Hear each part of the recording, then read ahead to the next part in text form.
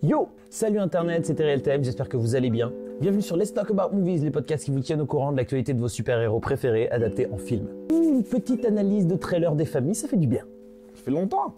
On va parler de Black Widow bien sûr, tu l'as vu dans le titre. Je ne sais pas ce que vous avez pensé du trailer, mais moi je vais vous le dire d'entrée de jeu, je suis assez sceptique. Enfin non, je suis pas sceptique, je suis content. Il y a du bon, il y a du très bon, et il y a du chelou. Mais ça à la limite, on va en parler plus tard. Commençons par le commencement. On ouvre sur un plan de Budapest. Et vu que j'y étais cet été, du coup ça m'a fait plaisir de reconnaître le lieu directement. Enfin, je me suis cru un petit peu cultivé pendant quelques instants.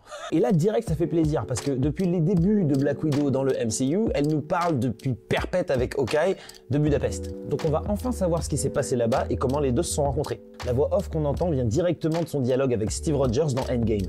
Donc on comprend qu'on va vraiment prendre le temps de revenir sur ses origines. Et peut-être que ce qui va se passer dans ce film nous donnera des indications sur ce qui s'est passé dans Endgame, à savoir son suicide. S'il y a quelqu'un dans les commentaires qui me dit que je suis en train de spoiler, je vous jure, je l'insulte. Ah, et je rigole pas, hein. J'avais dit que je rigolais pas. Bref, revenons au trailer. On voit aussi des flashbacks de son enfance, qu'on avait vu nous dans la vision que Scarlet Witch lui avait infligée dans Avengers 2, l'ère d'Ultron. Et même ce plan où elle a les cheveux courts, on voit que ça fait référence au premier Avengers. Plus tard, on retrouve Natasha dans une gare. Encore une fois, on essaie de se repérer dans le temps. En quelle année sommes-nous, sachant qu'elle est morte dans Endgame, donc c'est forcément dans le passé. Mais quand? Moi, je dirais après Civil War. Elle doit partir, elle doit fuir parce qu'elle avait aidé Captain America à s'enfuir. Et vu qu'on la retrouve plus tard dans Infinity War, on se doute qu'elle la rejoint. Mais rien ne l'a empêché de faire un petit tour à Budapest, aller voir les copines. Elle est passée voir ses copines de la Red Room dans le plus grand des calmes. Si vous ne connaissez pas trop les origines de Black Widow, sachez que demain, je sors une vidéo justement sur elle. Sur elle, qui l'a créée, ses origines dans les comics. C'est une nouvelle série que j'ai créée. Donc ça s'appelle Avant le film, où en gros Louise joue le rôle d'une copine à moi qui veut des informations sur les personnages de comics pour impressionner un garçon. Et moi, je suis le garçon qui lui donne les informations. Ça fait finalement un petit sketch sympa et des informations sur les personnages. Donc allez regarder, j'ai fait plusieurs vidéos déjà sur Captain America, Iron Man, Harley Quinn et demain j'en saurai une sur Black Widow à l'occasion de la sortie du trailer. D'ailleurs, revenons sur le trailer. On aperçoit Monsieur Ross qui a l'air d'être rajeuni, donc on sait que ce sera un flashback. Peut-être à l'époque où il était dans l'armée et pas secrétaire d'État. Ou sinon quand il était face à Hulk. J'avoue que j'ai du mal à savoir exactement qu'est-ce qu'il faut là, donc si vous avez des théories, mettez-les dans les commentaires. Dans cette scène, on voit que Natasha fait face à Yelena Belova, une autre Black Widow. Donc je sens qu'on va avoir pas mal de flashbacks quand elles étaient gamines, quand elles s'entraînaient justement dans la Red Room. Je sais pas si vous saviez, mais le mec qui a fait toutes les chorégraphies de combat de ce film est celui qui avait bossé sur le film John Wick. Alors je sais pas ce que vous avez pensé de John Wick, mais moi je trouve que les scènes de combat, elles étaient juste bandantes. Est-ce que je vais vraiment dire bandante? Je vais vraiment dire bandante. Allez, bandante. Très bien. Tu valides le bandante? Très très cool. Donc j'ai vraiment hâte de voir ce que ça va donner. Sinon, plus tard, on voit que Black Widow est dans un autre costume et je pense qu'elle va en avoir un paquet dans le film. Et c'est bien parce que ça va nous permettre de voir un petit peu toutes ses capacités. Dans les autres films, elle ne porte qu'une seule tenue et là, je pense que c'est bien de la voir en porter plusieurs. Oh! Taskmaster. Alors je me doute que beaucoup d'entre vous ne le connaissent pas. En gros c'est un méchant, mais c'est toujours difficile de savoir quels sont ses objectifs. Si vous avez joué à Spider-Man sur PS4, bah vous l'avez déjà vu. D'ailleurs il serait temps que je termine ce jeu. Mais j'aime pas jouer solo. D'ailleurs s'il y a des gens, vous avez envie de jouer avec moi sur Spider-Man PS4, pour m'aider à le finir, ben je suis chaud. C'est une vraie proposition, hein, c'est pas de blague. Sinon, pour revenir sur Taskmaster. Sinon pour revenir sur Taskmaster. Sinon pour revenir sur Taskmaster.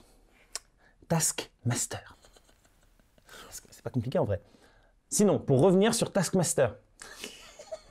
Sinon, pour revenir sur Allez, Taskmaster. Sinon, pour revenir sur lui là, pour revenir sur lui. Il a la capacité de voler les techniques de combat de ses adversaires. Et le style de combat aussi. Un petit peu comme Kakashi pour ceux qui suivaient Naruto. Et donc forcément, ça le rend ultra dur à battre. Et c'est d'ailleurs marrant qu'on le voit sur ce plan avec un arc, avec des flèches, parce que ça fait penser à quelqu'un que Natasha connaît très bien. Si vous voyez pas de quoi je parle, je suis en train de parler d'Œil de Faucon. Red Guardian. Alors j'avoue que je suis un petit peu dans le flou avec ce personnage. Théoriquement, Alexis est censé être Red Guardian, mais surtout le mari présumé mort de Black Widow. Sauf que là, il a l'air vieux tout vieux, genre il pourrait être son père. D'ailleurs, il y a plein de gens qui ont commencé à balancer des vannes sur Twitter par rapport à Stranger Things. Donc si t'as pas vu la dernière saison de Stranger Things, je vais te spoiler là, tout de suite. T'as vu Stranger Things? Cool. Hopper, il est censé être mort, et puis à la fin, finalement, on se rend compte qu'il est potentiellement en Russie, il est enfermé. Et là, dans le trailer de Black Widow, on voit le même acteur qui sort d'une prison en Russie. Donc on se dit, il y a eu un que truc. Ouais, moi j'ai trouvé ça drôle. Je sais pas si toi tu trouves ça drôle, mais moi j'ai trouvé ça drôle, perso.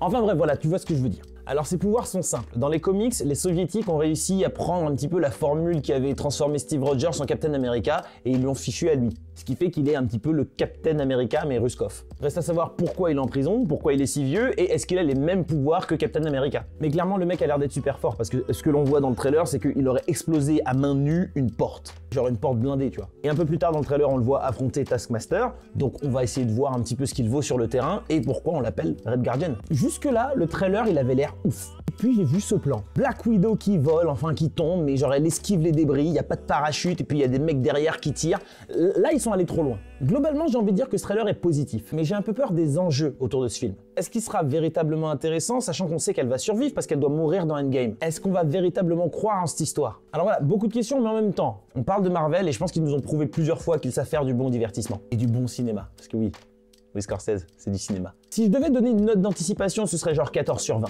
D'ailleurs, on va faire ça à partir de maintenant. Je sais pas si ça vous dit. On donne une note juste basée sur le trailer. Avec la bande-annonce, justement, on essaie de voir quel est notre niveau d'anticipation, genre à quel niveau on a envie de voir ce film, à quel niveau on est hypé. Je dis 14 sur 20, dites-moi dans les commentaires, c'est quoi la note que vous lui donnez. Voilà, du coup maintenant j'ai envie de mettre plein de notes à plein de trailers différents. Bref les amis, c'est la fin de cette vidéo, j'espère qu'elle vous a plu. Si c'est le cas, balance-moi un petit pouce en l'air, abonne-toi, n'oublie pas parce que c'est important, ça fait plaisir et ça fait boum boum dans mon cœur. On se retrouve très bientôt, demain il y a la sortie de la vidéo avant le film sur Black Widow, donc sois présent, c'est important. Active la cloche des notifications et puis c'est tout. Voilà, moi je pense que c'était plutôt sympathique comme vidéo. Je vous fais des bisous, caresses et tendresse et je vous dis regardez de bons films. Ciao.